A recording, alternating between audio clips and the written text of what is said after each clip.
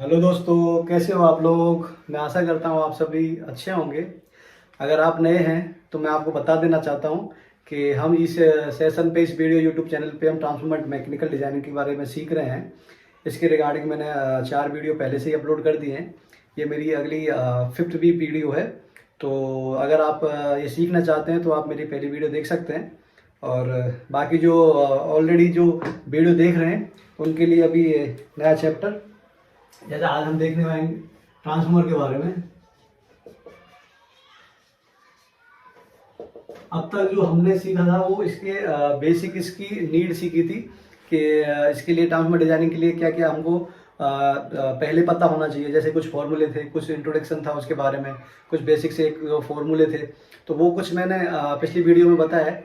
आज हम ट्रांसफार्मर के आईएस के बारे में बात करेंगे और इसके नीड जो इसमें क्या क्या है, इसके अंदर क्या टाइप्स रहते हैं, क्या वर्किंग प्रिंसिपल रहता है ट्रांसफार्मर का, कहाँ हमको ज़रूरत पड़ती है ट्रांसफार्मर की। तो वो सब इसमें क्वेश्चन के हम देखेंगे। तो सबसे पहले हम देखेंगे व्हाट इज ट्रांसफार्मर। ट्रांसफार्मर, ये ट्रांसफार्मर क्या है। वैसे कि आप सभी लोग जानते होंगे, पहले से भी आपको पता ही होगा कि ट्रांसफार्मर एक ट्रांसफॉर्मेशन वर्ड से बना है, जो कि इलेक्ट्रिकल एनर्जी को एक सोर्स से, मतलब बिना म्यूचुअल किसी लिंक के, म्यूचुअल इंडक्शन की वजह से वो किसी दूसरी वोल्टेज हमको मिलता है। मतलब ये अगर कोई भी कॉइल है इधर की साइड में, एक कॉइल तुम्हारी इधर है, तो कॉइल से मतलब मैं आपको बता देता हूँ कि जो कॉपर के कंडक्टर होते हैं या वायर बोल सकते हैं, उसको किसी, ये जो होता है एक कोर बोलता है। कोर का ये सॉफ्ट आयरन की बनी होती है, मतलब ये लोहे का, मतलब सॉफ्ट वो ब्लेड्स होते हैं, लेमिनेशन कोर बोलते हैं उसको। उसके बारे में बताता हूँ। पहले आगे ये ट्रांसफार्मर की जो वर्किंग है, व्हाट इज ट्रांसफार्मर में वो बता रहा हूँ। तो ये क्या करेंगे कि अगर जो भी मेरे को वोल्टेज चाहिए, जैसे कि 11 के, मतलब 11,000 वोल्टेज, और इधर 433 वोल्टेज, अगर मेरे पास इनपुट में 11 के लिए है तो मैं यहाँ से इसको कनेक्ट करूंगा और यहाँ से कुछ मैग्नेटिक फील्ड जनरेट होगा, और वो फ्लक्स की वजह से, ऐसे म्यूचुअल इंडक्शन की वजह से, ये वाला जो इस टर्न से होके इसमें मतलब रोटी इस डायरेक्शन में घूम के आएगा। तो हमें यहाँ कुछ ईएमएफ मिलेगा, मतलब कुछ वोल्टेज हमको यहाँ मिलेगा। तो जो वोल्ट कितना मिलेगा, कैसे मिलेगा, वो सब इस टर्न के कैलकुलेशन के ऊपर है। अगर यहाँ पे हमने ज़्यादा टर्न रखेंगे और यहाँ हम टर्न जो कम रखेंगे तो ऑटोमेटिक उसका वोल्टेज वो डाउन हो जाता है। तो जितना हमको चाहिए, जितनी वो कैलकुलेशन है इलेक्ट्रिकल की, जितने चाहिए, कैसे चाहिए, वो सब ये ट्रांसफार्मर का मतलब एक ये टाइप रहता है कि ट्रांसफार्मर का यही एक मतलब होता है कि जितनी हमको वोल्टेज चाहिए जिधर साइड में, हम उतना हम उसको कैलकुलेट करके वो ट्रांसफार्मर डिजाइन कर सकते हैं। तो ये एक होता है। अभी इसकी मतलब क्या होता है कि स्टैटिक होता है कि मतलब अगर ट्रांसफार्मर ऐसा है और वो उसमें कोई मूवमेंट नहीं रहता है तो ये स्टैटिक आता है। तो हम लिख सकते हैं, अगर सीधी डेफिनेशन अगर इसकी बोले कि transformer, what is the transformer, transformer is a static device which is used to convert electrical energy to another. Transform करने के लिए काम आती है एनर्जी को। वो ट्रांसफार्मर की एक तुम्हारा डेफिनेशन हो जाएगी। सेकंड, इसकी नीड, ट्रांसफार्मर की नीड कहाँ पड़ती है। देखिए अभी ट्रांसफार्मर मैं एक बता देता हूँ। अगर आपके पास एक मोटर है, मोटर तो आपने सभी ने देखी होगी, मोटर है ऐसी कुछ, और ये ट्रांसफार्मर है, ट्रांसफार्मर, ये मोटर है। तो क्या होगा, ये मोटर में क्या होगा कि तुमने कुछ भी वोल्टेज या करंट दिया या जो भी उसमें पावर जाएगी तो वो उसको कंजप्शन करेगी। ये इसको क्या करेगा, कंजप्ट करके ये इलेक्ट्रिकल एनर्जी को ये जो रोटेशन करती है उसमें पूरा ये चेंज कर देगा, काइनेटिक एनर्जी वगैरह में चेंज कर देगी। तो अभी इसमें क्या होगा, इसमें जो भी एनर्जी तुम्हारी आई या पावर जो भी सप्लाई हुई, जो भी तुम्हारे वोल्टेज इसमें गए, तो ट्रांसफार्मर उसको ट्रांसमिट करता है आगे। कुछ हमको जितनी नीड होती है उस हिसाब से वो पावर को ट्रांसफर करता है। तो ये ट्रांसफार्मर होता है, ये एक मोटर होती है। तो ये अभी नीड का होती है, मैं वो बता देता हूँ। अगर मान लो मेरे को ये मोटर चलानी है, अभी समझो कि ये मोटर है 3 फेज की और 433 वोल्टेज की, जो भी है। अभी ये मोटर मेरे को रन करनी है, तो हमारे पास जितनी भी जो सोसाइटीज में या आसपास नियर बाई जो भी लाइंस निकलती हैं वो स्टैंडर्ड होती है गवर्नमेंट के हिसाब से कि 1100 वोल्टेज आएगा या 11,000 वोल्टेज आएगा इसके बाद 6600 का वोल्टेज आएगा, ये सीरीज से सॉरी, 1100 के बाद में 3300 की लाइन होती है, 6600 की लाइन होती है, फिर 11000 की होती है, फिर 22000 की होती है, फिर 33000 की होती है। ये लाइन्स हैं, किलोवाट केवी की लाइन, ये सॉरी वोल्ट। ये जो लाइंस अपने आसपास जितने भी लाइंस रहती है जो इलेक्ट्रिक जो निकलती हैं, आपने पोल पे देखे होंगे, बहुत बड़े बड़े पोल देखेंगे, वो तो वहाँ पे 33000 की लाइन निकलती है। और जो बड़े बड़े और भी पोल होते हैं जो पावर जनरेशन से सीधे लाइट आती है और जो करंट आता है वो 1,32,000 की भी लाइन आती है। तो वहाँ पे अगर मेरे को कोई कंपनी खोलनी है या मेरे को कुछ सोसाइटी बनानी है तो वहाँ से मैं 11,000 के वोल्टेज में डायरेक्ट नहीं कनेक्ट कर दूंगा मेरी मशीनरी में या मेरे पावर हाउस में जो मैं बनाने वाला हूँ पावर का जो भी। तो उसमें क्या करूँगा, मैं एक ट्रांसफार्मर लूंगा। ट्रांसफार्मर क्या करेगा, अभी मैं पूरा कैलकुलेट कर लूंगा, समझो कि मेरे पास कितना जो भी मेरे पास लोड रहेगा कि मेरे कि इतने CFL लगेंगे, इतने मेरे पंखे चलेंगे, एक सोसाइटी में घर की बात करूं तो टोटल किलोवाट में तुम्हारा वो निकल जाएगा कि टोटल वोट हो गया कि मान लो मेरा 100 वोट निकल गया है, 100 वोट या किलोवाट जो भी निकल गया है। इसका सीधा फंडा क्या है कि इसको ये ऑल चलने वाला है नहीं, 24 आवर्स तो नहीं चलने वाले। आप एक कैलकुलेशन एक एवरेज निकाल सकते हैं कि कितना चलेगा वो। समझो कि कुछ भी कि मेरा 80% यूज होता है समझो, तो 100 मल्टीप्लाई 0.80, ये इतना जो निकल के आएगा 80% 0.8, तो जो भी आएगा उसका जो भी किलोवाट आएगा उसका पावर फैक्टर से निकाल के कैलकुलेट करके निकाल देते हैं, तो वो केवीए में रेटिंग निकल के आ जाती है। तो फिर इतना और उसमें कुछ फैक्टर ऑफ सेफ्टी ऐड करके ट्रांसफार्मर की रेटिंग निकल जाती है, कितनी हम ट्रांसफार्मर का लेना है, सिलेक्शन करना है।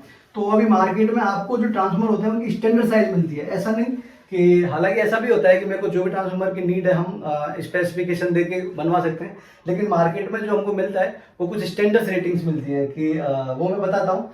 पर भी ट्रांसफार्मर बता रहे थे, ये मोटर है समझो, तो इसको रन करने के लिए मेरे को यहाँ से एक ट्रांसफार्मर लगाना पड़ेगा।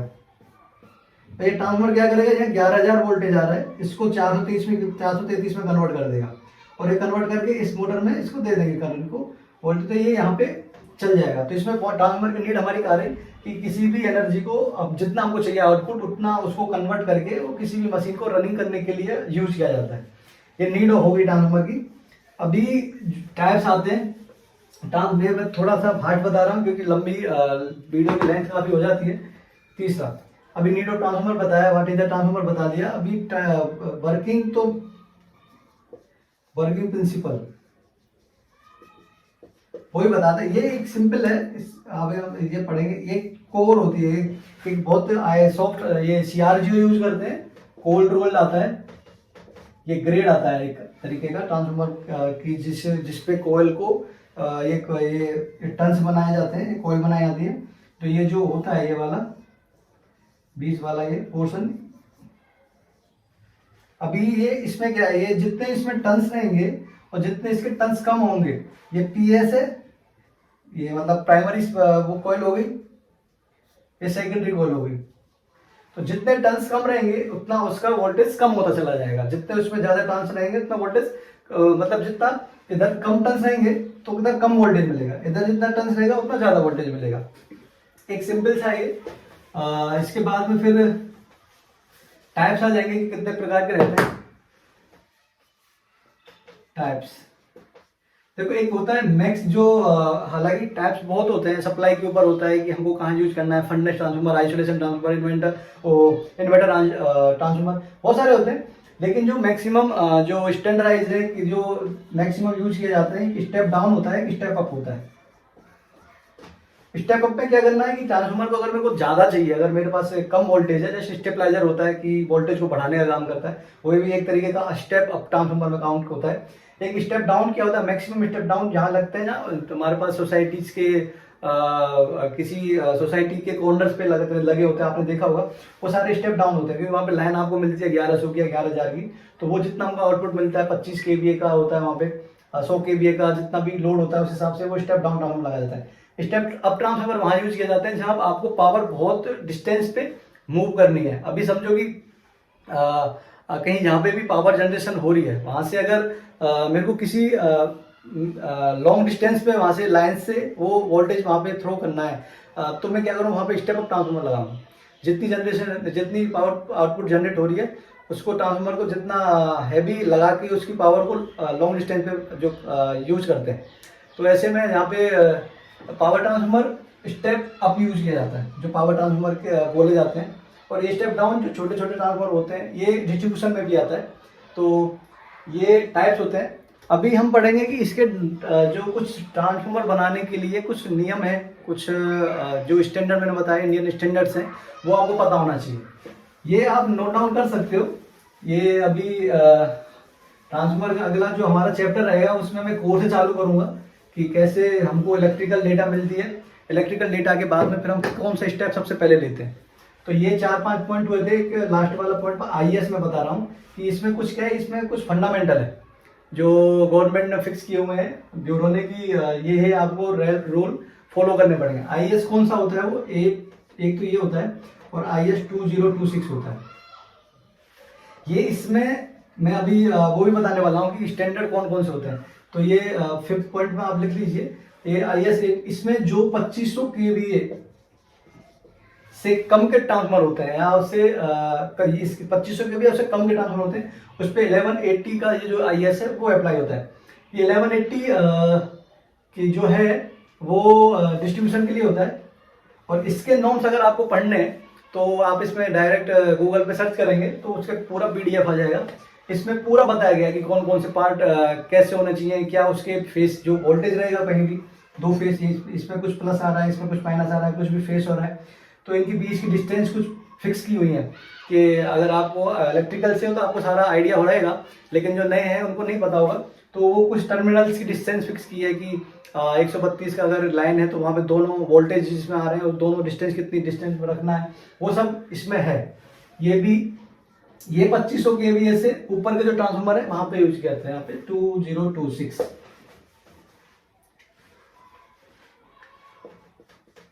ये बहुत जरूरी है। कभी भी जैसे अभी इंटरव्यू का वगैरह में भी पूछ सकते हैं कि ट्रांसफार्मर की कौन सा आईएएस आपने काम किया है, तो बोल सकते हैं 1180 या 2026। ये तुम्हारा आईएएस हो गया। अभी मैं बताने वाला था आपको ट्रांसफार्मर के स्टैंडर्ड रेटिंग। तो ट्रांसफार्मर कौन कौन सी मार्केट में रेटिंग मिलते हैं जिसकी हमको रेगुलरली डिजाइन करनी पड़ती है। तो सबसे पहले मैं 3 फेज के बारे में बात करूंगा। तो 200 केवीए से होता है स्टार्टिंग, पहले भी हो जाता है लेकिन हम जो डिजाइन करने वाले हैं वो 200 केवीए से करेंगे। 200 केवीए, फिर इसके बाद में 315, इसके बाद में चौथा 400 केवीए, फिर फिफ्थ में 500 केवीए, 630 केवीए, ये सब केवीए में ना। और ये 6, 7, ये आएगा 800 केवीए, ये 8वां आ गया 1000 केवीए। अगर मान लो आपके घर का लोड कितना आ रहा है, 1250 आ रहा है या 750 आ रहा है, तो आपको कौन सा लग लेना पड़ेगा, 800 केवीए का। अगर 1250 आ रहा है तो आपको इसके बाद में 1600 केवीए का आता है, तो वो आपको सेलेक्ट करना पड़ेगा।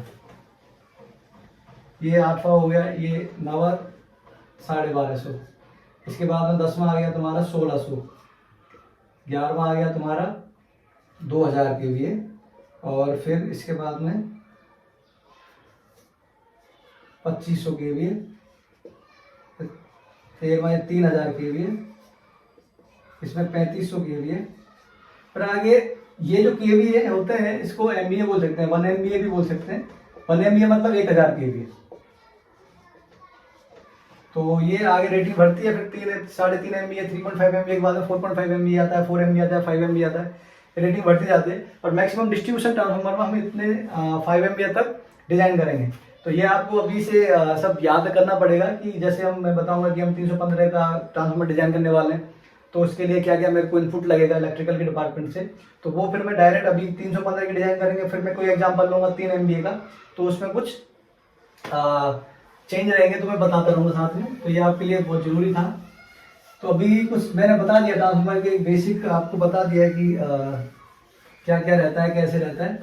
अभी जो एक चीज़ मैं और बता देता हूँ कि पार्ट्स के बारे में बता देता हूँ। ट्रांसफार्मर में मतलब कौन कौन से पार्ट रहते हैं और एक क्या उसकी रेटिंग लिखी रहती है। अभी समझो कि मैंने बोला 500 केवीए, तो और इसमें एक रेटिंग लिखी जाती है इधर ऐसे 11 करके 433 ऐसे। तो मैं कोई मुझसे पूछे कि कितने केवी का ट्रांसफार्मर कौन सी लाइन के लिए, तो ये वाली जो साइड होती है वो HV साइड होती है। मतलब जिधर से ट्रांसफार्मर में हाई वोल्टेज आ रहा है और जिधर से लो वोल्टेज निकल रहा है, या जिधर से लो जा रहा है या हाई जा रहा है, मतलब जो भी वोल्टेज उसके रहेगा वो इधर साइड रहेगा, और लो वोल्टेज 433, तो ये LV साइड का रहता है। इनपुट आउटपुट चेंज हो सकते हैं, लेकिन ये ऐसे बोला जाता है कि ये जो सिंबल्स हैं ये इनकमिंग और आउटकमिंग का है, कि इतने का ट्रांसफार्मर है, इतना इतना उसमें इनपुट जा रहा है, इतना आउटपुट चाहिए। तो ये हो गया। और ये की उसकी रेटिंग हो गई, ट्रांसफार्मर की जो रेटिंग होती है कि कौन सी रेटिंग रहेगी वो ये रहेगी 500 की भी है, अच्छा जो भी मैं बता रहा हूँ। अभी हम पार्ट के बारे में बात करेंगे। देखो सिंपल में एक स्केच बना देता हूँ आपको समझने के लिए। ये बॉटम प्लेट है, जो नीचे वाली ट्रांसफार्मर की प्लॉट प्लेट रहती है, ये उसकी बॉल आ गई, साइड बॉल हो गई। इसके ऊपर ये एक टैंक के ऊपर जो कर्व रहता है वो कर्व बोला जाता है ना। अभी इसके ऊपर एक ऊपर कवर आता है, इसको कवर करने के लिए आपने देखा होगा ट्रांसफार्मर, ये इसको बॉल प्लेट बोलते हैं। ये नीचे चैनल आता है जो सपोर्ट देने के लिए काम आता है, इसको बेस चैनल बोलते हैं, है ना। और ये इसमें कुछ बाल्ब लगे रहते हैं इधर की तरफ, जैसे ड्रेन वाल्व इसे बोलते हैं, ड्रेन वाल्व। एक इधर रहता है फिल्टर वाल्व, जहां से ऑयल इसमें फिल होगा वो फिल्टर वाल्व, ठीक है। अब ये हो गए तुम्हारे, ये 3 फेज के बारे में हम बात कर रहे हैं। तो इसमें कुछ कोर होती है, कोर के बारे में बाद में बात करेंगे, पूरा मैं समझाऊंगा आपको। कुछ ऐसी कोर होती है, वो